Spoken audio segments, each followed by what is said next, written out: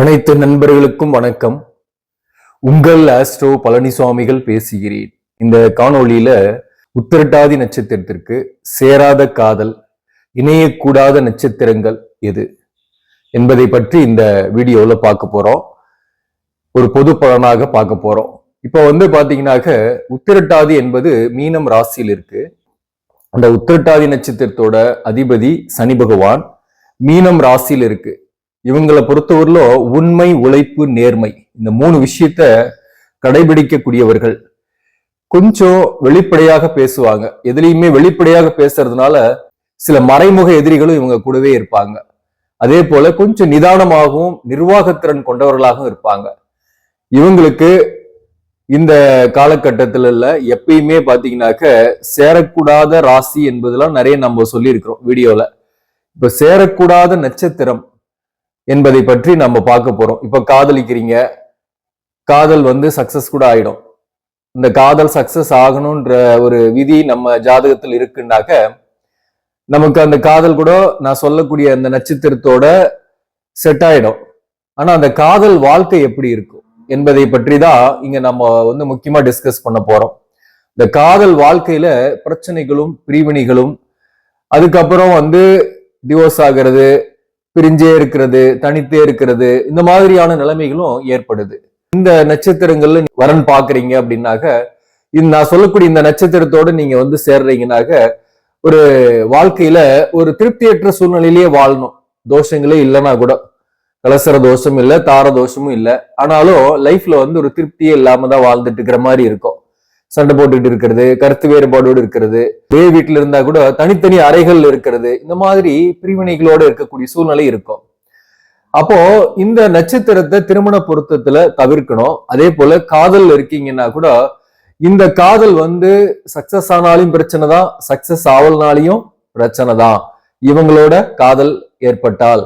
அதனாலதான் இந்த சேராத காதல் உத்திரட்டாதி நட்சத்திரத்துக்கு யாரு அப்படின்னாக்க முதல்ல பாத்தீங்கன்னாக்க உத்திரட்டாதி நட்சத்திரத்திற்கு பகை நட்சத்திரம் அப்படின்னு சொல்றது பாத்தீங்கன்னாக்க பூரம், மகம், உத்திரம், 1ஆம் பாதம், அதாவது சிம்ம ராசி.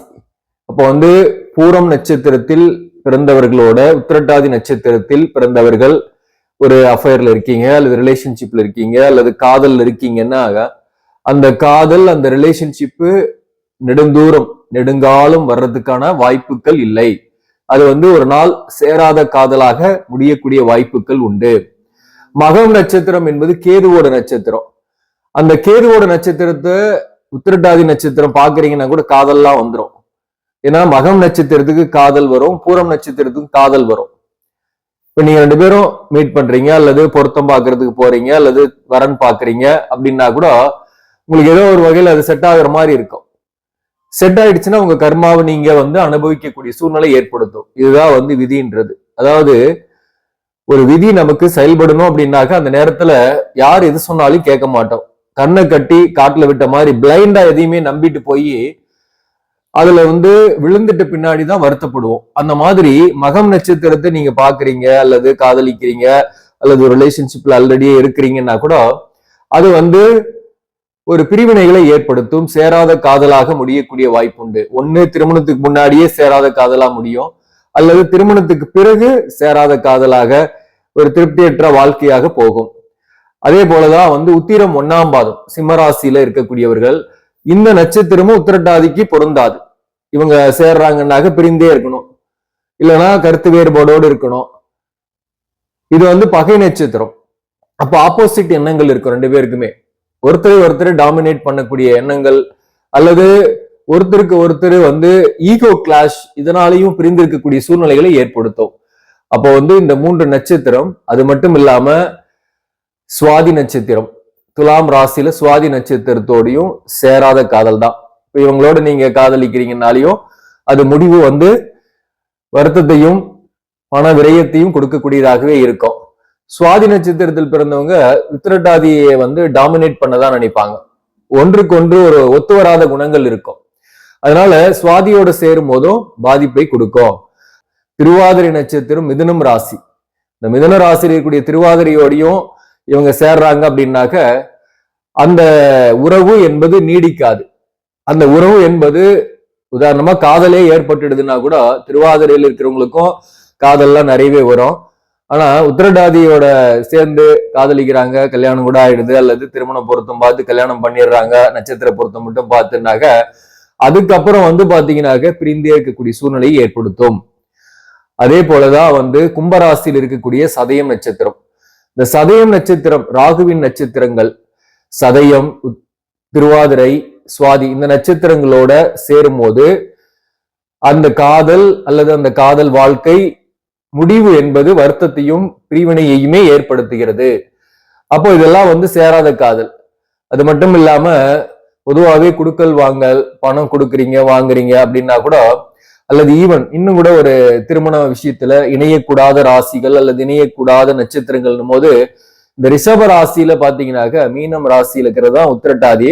இந்த உத்திரட்டாதிக்கு ரிஷப ராசியில் இருக்கக்கூடிய கிருத்திகை நட்சத்திரம் 2ஆம் பாதம், 3ஆம் பாதம், 4ஆம் பாதம், அப்புறம் மிருகசிரீச நட்சத்திரம் 1 பாதம், 2ஆம் பாதம், மிருகசிரீச நட்சத்திரம் இதெல்லாம் பாத்தீங்கன்னாக்க உத்திரட்டாதியோட சேருதுன்னாக்க ஒண்ணு ஆதாயத்துக்காக சேரும், இல்லைனாக்க ஒரு வருத்தத்தை கொடுத்துட்டு தான் விலகும். அதாவது கிருத்திகை நட்சத்திரத்தோடையோ அல்லது மிருகசிரீச நட்சத்திரத்தோடையோ உத்திரட்டாதி சேராத காதல் தான். அப்படி சேர்ந்துருச்சு வாழ்ந்துட்டு இருக்கிறோம் அப்படின்னா எப்படி இருக்குன்னா வாழ்க்கை ஒரு நிறைய மிஸ் அண்டர்ஸ்டாண்டிங்கோடயே வாழ்ந்துட்டு இருக்கிற மாதிரி இருக்கும். கருத்து வேறுபாடு, குடும்ப வாழ்க்கையில நிம்மதி இல்லாமல் இருக்கும். தோஷங்கள் இல்லைன்னா பிரியாமையே இருப்பாங்க அவங்க. நல்லா கேட்டுங்க, ஜாதக கட்டத்துல இருக்கக்கூடிய கிரக அமைப்புகள் சேர்க்கை, கிரகங்களுடைய சேர்க்கை அல்லது கிரகங்களுடைய பார்வை இணைவு இதுதான் தோஷமாவும் யோகமாவும் வேலை செய்யுது. கலசர தோஷம், தாரதோஷம் இல்லைனாக்க சண்டை போட்டுக்கிட்டு அல்லது ஏதோ ஒத்து வராத குணத்தால அப்படியே வாழ்ந்துகிட்டு இருப்பாங்க. ஆனாலும் ஒரே வீட்டுல இருந்தா கூட தனித்தனியா இருக்கிற மாதிரி இருக்கும். சோ இந்த மாதிரியான ஒரு சூழ்நிலை இருக்கும். அதே போலதான் மேஷராசியில் இருக்கக்கூடிய பரணி நட்சத்திரமும் உத்திரட்டாதியோட ரஜ்ஜு பொருத்தமும் வராது, பொருத்தமும் இல்லாமல் இருக்கும். அது இந்த மேஷ ராசியில வரக்கூடிய பரணி நட்சத்திரத்தில் பிறந்தவங்களோடையும் இவங்க சேர்ந்தாலையும் பிரிவினைகளை ஏற்படுத்தும்.